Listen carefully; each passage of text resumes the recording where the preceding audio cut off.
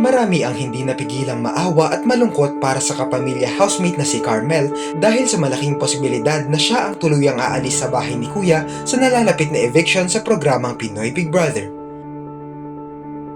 Ito ay matapos i-anunsyo kagabi na kabilang siya sa mga nominadong housemates at kinakailangan niyang manalo ulit sa pamamagitan ng botohan.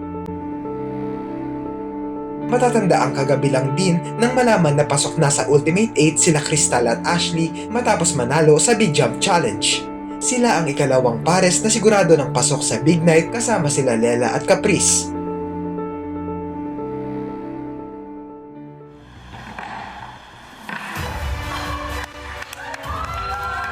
Siyempre, malungkot po ako na nanalo, kuya. Pero nakita ko naman po, kuya, kung sino po yung nanalo, kuya. Super deserving naman po. Ikaw ang natirang pinakamatibay. Dahil dito, kunin mo na ang iyong spot sa Ultimate 8. Congratulations!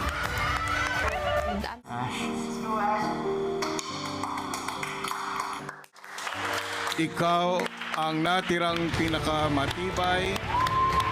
Ashley, kunin mo na ang iyong spot sa Ultimate 8. Pagpapatuloy ko pa rin po talaga, kuya, kung ano po yung nasimulan ko po at kung ano po yung ginagawa ko po dito sa bahay niyo po, kuya. At ayun po, talagang I'll do my very best lang po talaga, kuya, hanggang sa pinakadulo po, kuya. Dahil dito, ang kalabang mga housemates ni Carmel sa botohan ay sila Miguel at Joaquin na parehas nang napatunayan kung gaano kalaki ang fanbase. Si Miguel ay isang child star kaya naman marami na rin ang nakasuporta sa kanya. Habang si Joaquin naman ay talagang malakas ang suporta mula sa mga bigating celebrities tulad nila Angel Locsin, Bea Alonzo at Vice Ganda. Ilang beses na ring nakaligtas si Carmel sa eviction pero makikita sa resulta ng botohan na hindi ganoon kataas ang mga nakukuha niyang boto lalo pat bago pa lang siya sa industriya ng showbiz. Walang gaanong artistang sumusuporta sa kanya at wala ring malalaking sponsor kaya naman ang lahat ng mga nakukuha niyang boto ay galing lang mismo sa taong bayan at hindi ito sapat para maipanalo siya.